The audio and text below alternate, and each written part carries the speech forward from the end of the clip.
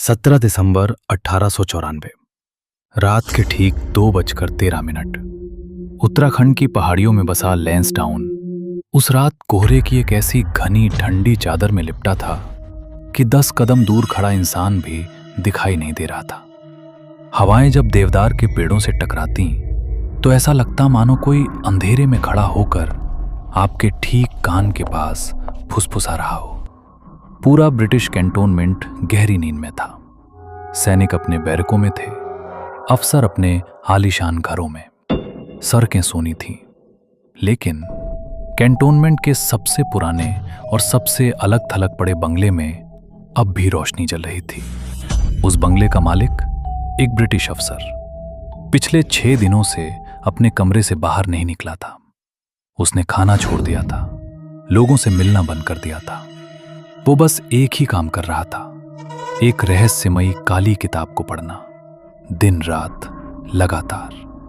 जैसे उस किताब के पन्नों में कोई ऐसा खौफनाक राज छिपा हो जिसे जाने बिना वो मर नहीं सकता था। लेकिन उसे नहीं पता था कि वही किताब उसकी मौत का वारंट बन चुकी थी। अगली सुबह जब नौकरों ने दरवाजा तोड़ा तो उनकी चीख निकल गई।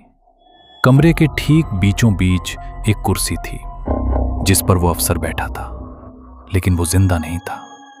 उसकी आंखें पूरी तरह फटी हुई थीं और चेहरे पर खौफ का वो मंजर था जैसे मरने से ठीक 1 सेकंड पहले उसने किसी ऐसी शैतानी चीज को देख लिया हो जो इंसानों की दुनिया की थी ही नहीं।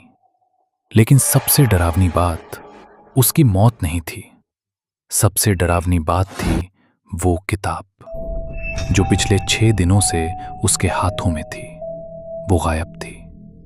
पूरे बंगले का कोना कोना छान मारा गया, अलमारियां, संदूक, गुप्त तहखाने, यहां तक कि दीवारों के पीछे बने पुराने खांचे तक। लेकिन वो किताब कहीं नहीं मिली।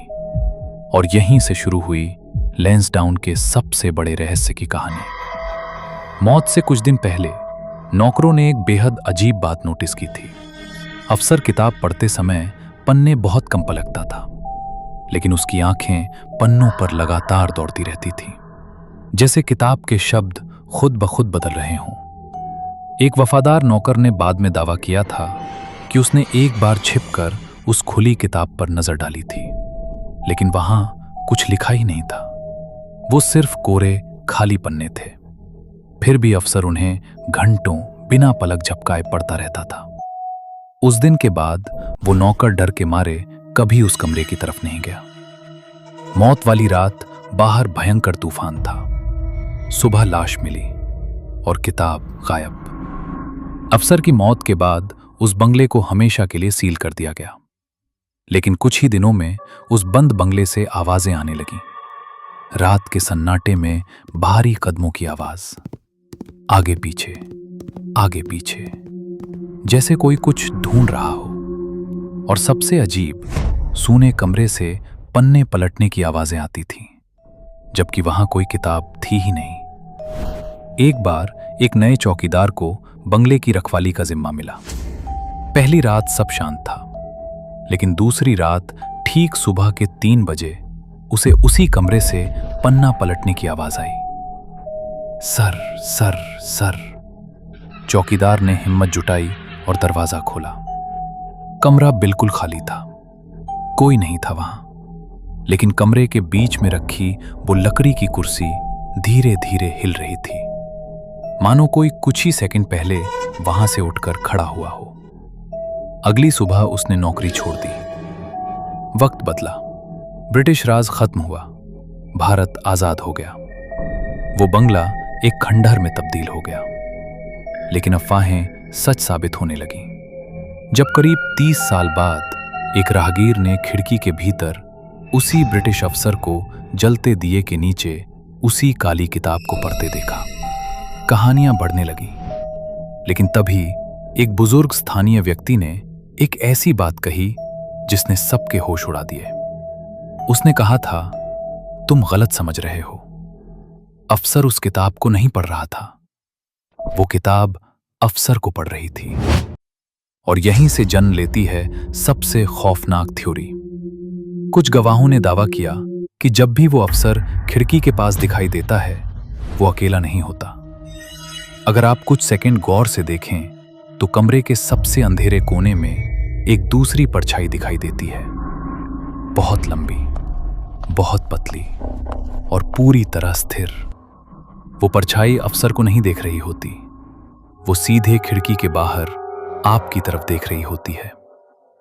फिर आया वो लड़का जो भूतों पर विश्वास नहीं करता था। वो एक रात बंगले के बाहर छिप गया। आधी रात को खिड़की में पीली रोशनी चमकी। अफसर नजर आया, वही किताब पढ़ता हुआ। लड़का उसे देखता रहा। 5 मिनट, 10 मिनट, 15 मिनट। तभी अचानक सब कुछ ठहर गया। अफसर ने पन्ना पलटना बंद कर दिया। उसने धीरे धीरे अपना सिर उठाया और सीधे उस लड़के की आंखों में झांका। लड़का खौफ से जम गया, लेकिन तभी उसकी नजर अफसर के पीछे कमरे के कोने पर गई। वहां वो लंबी, काली, खौफनाक परछाई खड़ी थी और इस बार वो परछाई सीधे उस लड़के को घूर रही थी। लड़के ने भागने की कोशिश की, लेकिन उसका शरीर पैरालिसिस की तरह जाम हो चुका था, मानो किसी अदृश्य ताकत ने उसे जकड़ लिया हो। उसी पल उसे एक और चीज महसूस हुई। कमरे के अंदर से फुसफुसाहट की आवाजें आने लगीं।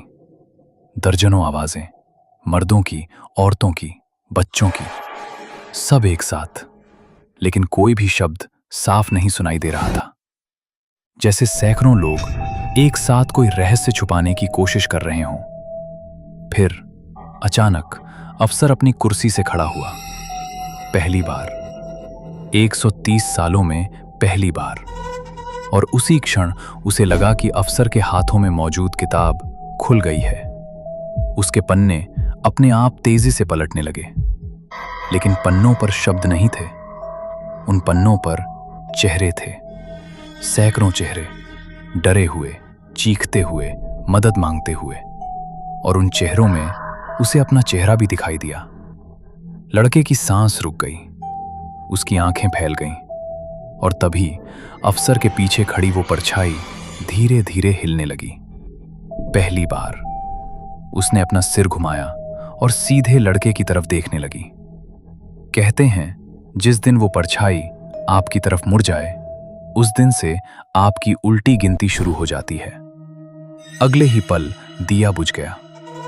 पूरा कमरा अंधेरे में डूब गया और अफसर, काली परछाई और वो किताब सब गायब हो गए। जब लड़का किसी तरह वहां से भागकर गांव पहुंचा, तो वो कई दिनों तक कुछ बोल ही नहीं पाया।